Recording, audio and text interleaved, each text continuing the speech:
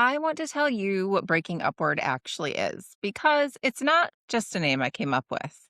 Okay, it's partially just a name I came up with, but there's really more to it than that.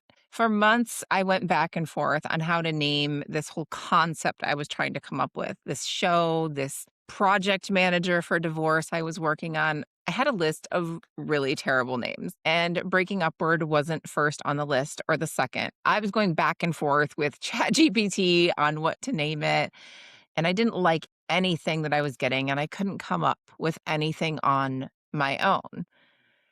And when I eventually thought of it, I knew it was right. And the reason it felt right is the reason I'm doing this episode today, because Breaking Upward isn't just a name, it's a direction. And I want to show you what I mean by that. Welcome back to Breaking Upward. I'm Rachel Newhouse. Before we get into today's episode, as usual, nothing in this podcast is legal, financial, or therapeutic advice. I'm speaking from my own experience and research. It is not guidance for your specific situation. Please work with licensed professionals who know your case. Okay. Let's get into it. Breaking is not the same as broken. When I was in the middle of my divorce, not the beginning, not the end, but that ugly middle part that feels slow and hard, I kept hearing the word breaking. You're breaking up, you're breaking down, your family's breaking apart, everything is breaking. It really pissed me off, to be honest, especially when people would use the word breaking in reference to me breaking up my family. It really made me honestly want to yell in their faces sometimes and be like, you really think I broke up my family just because I filed for divorce? I had all kinds of things to say to them about that. So this word really stuck to me. One day I was driving around and I thought, but what if it's breaking in a direction? And what if you're not breaking apart? And what if you're not breaking down? But what if it's a break up, like upward, not a breakdown? And I know when we say break up, we think of things falling apart. But if you think about it, if we are breaking up, it's a direction, right? So that distinction mattered to me. And so I couldn't obviously name it breaking up. So I was like, how do we get directionality to it? So I added the upward to it. The distinction really mattered to me. It still does, because breaking upward, it doesn't mean it doesn't hurt. Doesn't mean that it's easy or that you know where you're going. It's just that the direction of the break is towards something, not just away from something or just going into non-existence. You're moving toward yourself. You're moving toward a life that feels more honest and hopefully more fulfilling. You're moving toward the version of you that exists on the other side of all of this. I want to share with you the metaphor that helped me the most through my divorce. It's that divorce is the end of a book, not the end of a series. I love to read, and I love to read series in particular. And if you have read any series, or forget it, if you've watched many seasons of a show, you know that one season or one book in a series is nowhere near the end, right? You have a whole shelf of books. You have many seasons of a show, especially if you watch something like Grey's Anatomy. You have a whole life's worth of books. It's just this one book has come to an end. And now you're standing at the beginning of the next one. And you get to decide what this book's about. That's, I think, the really cool thing about writers is that they don't know what's next. So you are the author in this series. And so you get to decide what is coming next and what kind of story you want to live in. To an extent, of course, there's outside influences on our lives too. And I know that that can be terrifying, but it's also an enormous privilege that not everyone gets. Some people never get the chance to write a new chapter, and you're getting that chance right now. So why did I start building this?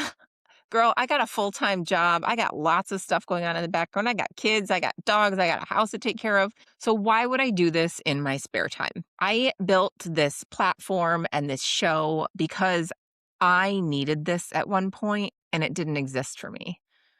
Oh my God, Alice. Oh, there's Alice, everybody. Um, so when I was going through this, I really needed someone who had been through this to talk to me, honestly, not with platitudes, not with everything happens for a reason. That is true. If it's your phrase, there's no offense meant for you in this, but that phrase truly makes me crazy, especially in the line of work that I have been in.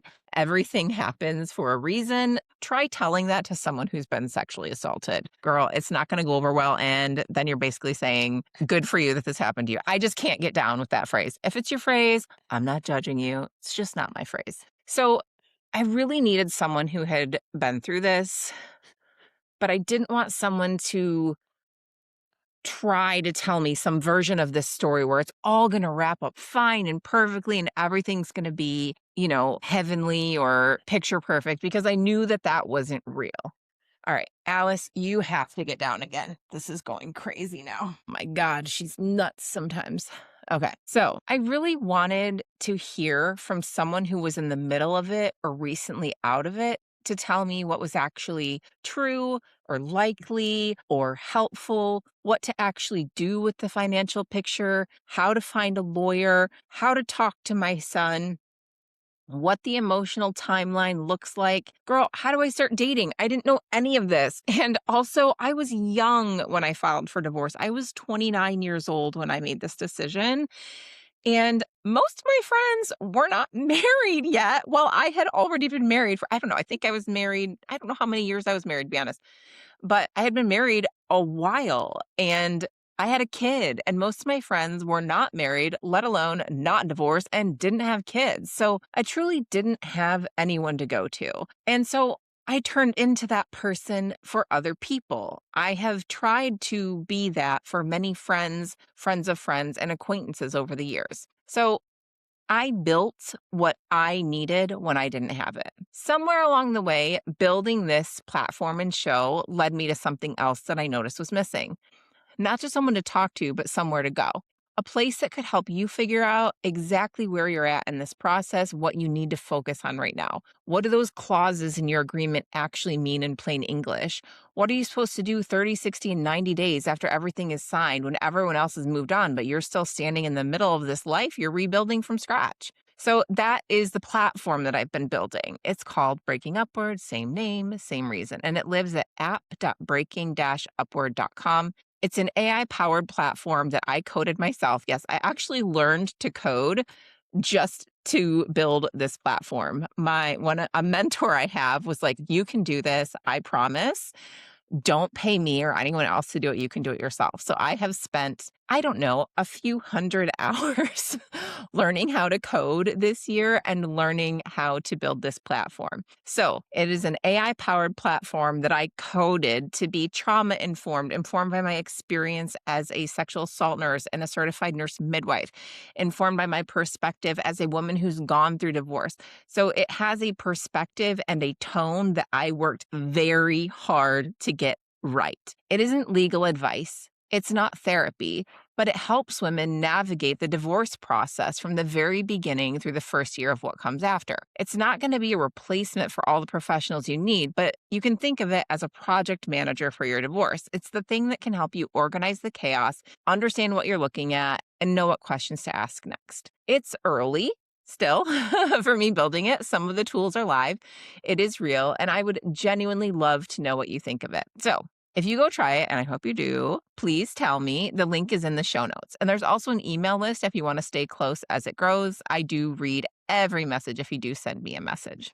So what does breaking upward look like in practice? It looks like making an honest choice instead of a comfortable one. It looks like letting yourself feel what you actually feel instead of performing what you think somebody else thinks you should feel or what you think you should be feeling.